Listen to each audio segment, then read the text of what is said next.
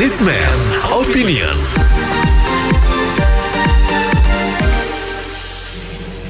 Mitra bisnis, pemerintah mengkaji PPN dijadikan multitarif. Barang yang dikonsumsi masyarakat banyak dikenakan PPN 5 atau 7%, tapi barang lain yang dikonsumsi kalangan atas bisa kena 12%. Menurut pemerintah, tarif seperti ini akan menciptakan asas keadilan dan fasilitas pajak menjadi tepat sasaran. Bagaimana menurut Anda? Silakan di 6339160, 6339160. Saya sih nggak belajar pajak itu ya, cuma saya agak bingung. Kalau misalnya makan di mall, ke restoran, itu dianggap mewah kalangan atas atau gimana? Udah itu, kalau misalnya kita beli emas 1 gram doang atau setengah gram, apakah pajaknya sama kalau misalnya orang beli 5 gram atau 10 gram gitu kan? Jadi maksudnya ya, ini jadi lebih bervariasi. Harusnya mungkin dibikin kayak aplikasi gitu, jadi kita bisa menentukan ya lebih tepat gitu. Kalau enggak, gimana bedain antara orang yang biasa sama orang yang menengah atas gitu. Oke, makasih. Jadi kalau mau dibeda-bedakan gini mungkin ya itu bagus juga. Cuma cara pembagiannya harus jelas dan clear. Kalau tidak ya disalahgunakan lagi nanti gitu. Ya cara saya sih yang sekarang sudah bagus ya. Kalau mau lebih baik disamaratakan aja lah. Karena kita untuk mengkaji itu butuh waktu lama. Untuk PPN yang sifatnya dibagi-bagi itu gitu. Lebih baik dibikin sama dulu deh di saran saya. Kalau memang mau dikenain PPN sih itu udah ya pemerintah ya, PPN plastik, PPN apa tes ya. Tapi sebisa mungkin kalau bisa untuk sembako, apalagi tuh yang konsumsi sembako itu nggak semuanya kaya loh. Banyak juga pemulung, yang menengah bawah, yang miskin itu menderita. Udah begini lagi susah, kalau sembako dikenain PPN tuh kasihan sekali. Kalau yang lain-lain mau dikenain PPN tes ya ada. Tapi khusus sembako jangan gitu aja, makasih. Penyeragaman atau diversifikasi harga dari berbagai jenis kebutuhan pokok itu harusnya menjadi penilaian tersendiri dari Dirjen Pajak sendiri, Departemen Keuangan. Jadi harus diklarifikasi mana item-item yang mahal, mana item yang murah. Contohnya ini baju itu kan ada yang murah di bawah 100.000, ada yang sampai ratusan ribu, bahkan di jutaan juga ada. Itu kan harus diklarifikasi dulu sebelum ditentukan pajak. Makanya ini harus menjadi perhatian serius kalau yang dikenakan pajak untuk menunjukkan ajas keadilan. Tapi pada dasarnya kan ini wacana ini harusnya betul-betul diintensifkan. Jadi artinya tidak hantam kromo, ditentukan di masyarakat dengan sekian-sekian. Karena ada kebutuhan yang mendasar, memenuhi kebutuhan pokok rakyat banyak itu kan tentunya apakah wajib dikenakan PPN atau pajak pertambahan nilai itu kan menguasai hajat hidup orang banyak gitu loh. Mungkin bagi mereka yang golongan default atau golongan yang punya itu uang sekian-sekian nggak seberapa. Tapi buat orang yang default atau yang tidak punya itu saat pandemi ini sangat dibutuhkan. Jadi saya kira wacananya harus betul-betul dimatangkan lah. Jangan langsung dikeluarkan menjadi bundar-bundar yang membingungkan masyarakat. Saya kira demikian. Kan mungkin tahun depan kan katanya Ibu Sri Mulyani udah endemi ya, dari pandemi. Itu kalau bisa apa tuh PPN yang mewah untuk yang mobil itu sebaiknya dibalikin lagi ke asalnya, ke dulu nggak bisanya tadinya 100% kembali ke 100%. Karena itu kan karena defisit APBN ini kan yang mobil-mobil itu yang PPNBM itu kan dibikin nol ya. Itu malah sebenarnya menurut saya nggak adil kan. Kalau yang namanya adil itu yang lebih kaya gitu ya, bahkan kalau bisa yang beli mobil kedua ketiga dikenain pajak yang lebih tinggi karena mereka kan mampu. Kalau misalnya PPN buat bahan sembako sebenarnya kasihan. Terima kasih. Jadi yang mungkin penting untuk diperhatikan nih begini, kita lihat orang pajak ini belakangan berburu di kebun binatang. Jadi perusahaan-perusahaan yang bayar pajak itu mereka tekan lagi mencari potensi-potensi lain. Jadi mereka ini enggak mencari potensi di luar, yang ada diperas sampai darahnya keluar kalau perlu. Nah, jadi contoh pejabat-pejabat tuh bayar pajak nggak yang benar.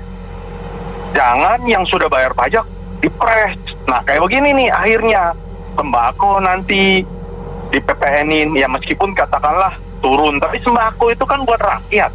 Kalau perlu tuh ya nggak perlu adalah buat rakyat yang di bawah. Yang di atas oke, tarif 35%. Tapi kembali lagi orang pajaknya ini kalau bekerja di kebun seperti berburu di kebun binatang, mendingan nggak usah bekerja kali ya. Menurut kita sih demikian. Terima kasih. Iya, menurut saya niat-niatnya sih ya niat yang baik dan kesannya bagus, dan kalau pelaksanaannya nanti kemungkinan akan lebih sulit. Karena apa? Karena kalau ingin memberi pajak pembelian kepada golongan kaya bawah, itu kan dalam prakteknya nanti kalau yang golongan kaya membeli, dia menyuruh orang lain, misalnya pembantunya atau orang lain yang dari golongan bawah, itu pengawasannya bagaimana gitu loh. Kan juga aparatnya harus banyak. Kalau aparatnya kurang ya kemungkinan sulit gitu ya. Sedangkan kalau orang miskin tapi dia tinggal di rumah orang kaya atau bagaimana, terus dia beli sesuatu, jangan-jangan nanti disangka orang kaya gitu loh. Dan ini pengawasannya yang kemungkinan akan menyulitkan, dan kemungkinan ya berjalan atau tidaknya masih meragukan. Saya pikir seperti itu. Terima kasih. Assalamualaikum warahmatullahi wabarakatuh. Asas keadilannya di mana? Dibagi-bagi, diatur-atur, dipilah-pilih. Pengawasannya bagaimana? Ya, satu itu. Kedua, koruptornya yang memakan uang rakyat saja belum dibenahi dulu. Ini ada lagi lahan-lahan koruptor lagi yang bermain. Dibagi-bagi, dipelapil. Coba yang baik dan benar. Ini kita kayak zaman penjajahan Belanda dulu. Ada company-company, ada kenteng-kenteng yang nagih-nagihnya. Kalau pengawasannya ketat, bagus, nggak apa-apa. Ini diciptakan lagi tikus-tikusnya. Jadi cobalah, jangan pilih-pilih. Kita itu mewacanakan itu yang baik-baik. Kondisi lagi kayak gini, mereka gaji tidak dipotong, rakyat pajak jalan terus, tidak ada untuk keringanannya, pendapatan tidak ada. Mereka pajak, kerja mereka saja tidak maksimal buat rakyatnya. Kesejahteraan rakyat tidak diperhatikan buat rakyatnya. Jadi coba tolong yang baik dan benar lah. Jangan pilih-pilih tapi pengawasannya nggak jelas. Begitu saja, makasih. Iya, kan kita udah ada namanya PPNBM mewah gitu loh. Jadi kan ini udah multi tarif, udah ada PPNBM dia plus multi tarif lagi. Nanti mungkin ada multi tarifnya dari PPNBM gitu. Mungkin PPNBM tahap 2 gitu loh. Jadi udah makin nggak bener ya kalau saya bilang ya. Udah banyak pun berlatih. Ini menandakan pemerintah jujur sih udah kewalahan ya untuk APBN ini. Mungkin dalam masa pandemi ini udah ada kasih. Negara memang sudah memberlakukan itu. Tetapi kalau saya pribadi agak tidak mendukung. Karena apa? Karena sebenarnya orang-orang yang masuk kategori kaya yang sudah membayar pajak itu lebih besar daripada orang-orang yang belum kaya. Kita pakai jalanan, padahal yang bayar juga orang-orang kaya. Jadi jangan berburu di kebun binatang. Pemerintah harus lebih kreatif untuk mencari pendapatan pajak. Jangan yang sudah ditimpa pajak, ditimpa terus, lama-lama apa insentifnya jadi orang kaya. Terima kasih. Saya pikir juga mesti hati-hati juga. Satu sisi kalau pajaknya terlalu tinggi ya, apalagi nanti setelah pandemi selesai dan ini kan zaman globalisasi, nanti orang kaya tersebut mungkin lebih suka mengkonsumsi traveling ke luar negeri untuk belanja ataupun untuk kesehatan dibandingkan di dalam negeri. Karena dalam negeri sekarang kan masyarakat tertentu, misalkan tadi rumah sakit, obat-obatan di pajak terlalu tinggi dan fasilitasnya kurang baik. Orang akan cenderung untuk berobat ke luar negeri atau kuliah di luar negeri. Jadi harus hati-hati juga. Terima kasih. Ya, kalau menurut saya sih agak susah ya nanti melihatnya. Karena yang mana yang dipakai oleh orang kaya dan mana yang dipakai orang miskin.